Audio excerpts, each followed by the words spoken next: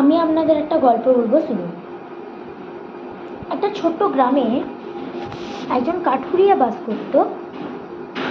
সেই কাঠুরিয়া কি করত না, তার কাজ ছিল যে জঙ্গলে কাঠ কেটে বাজারে বিক্রি করা।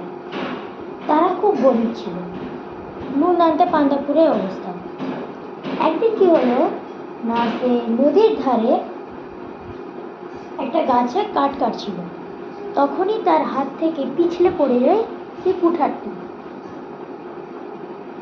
এটা দেখে সে অনেক দুঃখিত হল, আর সে ভাবছিল যে এখন ওর কাছে তো নতুন নতুন কুঠার কেনারও টাকা নেই। তখন কি হলো না, ওই নদী থেকে হঠাৎ করে একটা পড়ি এলো। এটা দেখে কিন্তু সেই কাঠুরিয়াটি অবাক হয়ে গেছিল। তখন সেই পরীটি বলল যে, কি হয়েছে বাছা, তুমি এত দুঃখিত কেন? তখন সেই উটকাটাটা বলছে যে, আমার কাছে যে কুঠারটি ছিল সেটা নদীতে পড়ে গেছে, আমি এখন আমার সংসার কি করে চালাবো বলো। তো এইবার সেই পরীটি তাকে একটা সোনার কুঠার দিয়ে বললো, তাকে দেখিয়ে বললো, এটা কি তোমার? বললো, না এটা আমার নয়। আবার রূপোর কুঠার দেখালো, তারপরে বলছে, না এটাও আমার নয়। তারপরে বলছে, তাহলে কি এটাই তোমার কুঠার? যে হ্যাঁ, এটাই আমার কুঠার। তখন সে খুশি করে কুঠারটি নিতে যাবে, তখন পরী বলল, আমি তোমার কাজে খুব প্রসন্ন হয়েছি, তুমি আমার দেওয়া কিছু উপহার নাও, যে আমি সব কুঠারই তোমাকে দিয়ে দিলাম। এরপরে কি হলো না, তবে সে খুশিতে চলে গেল তার ঘর, মানে তার ঘর খুশিতে চলে গেল।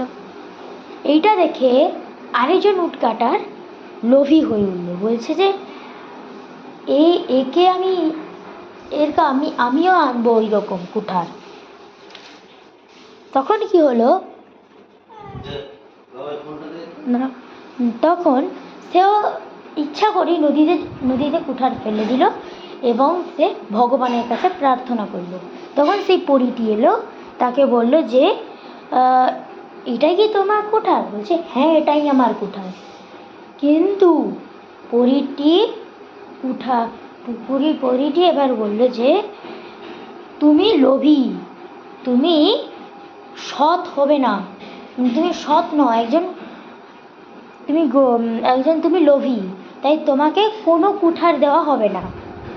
এই বলে সে দুঃখে চলে গেল এবং বুঝতে পারলো তার লোভের পরিণতি। তো আপনারাই বলুন, এই গল্পটা থেকে কি শেখা যায়? আপনারা কমেন্টে জানাবেন।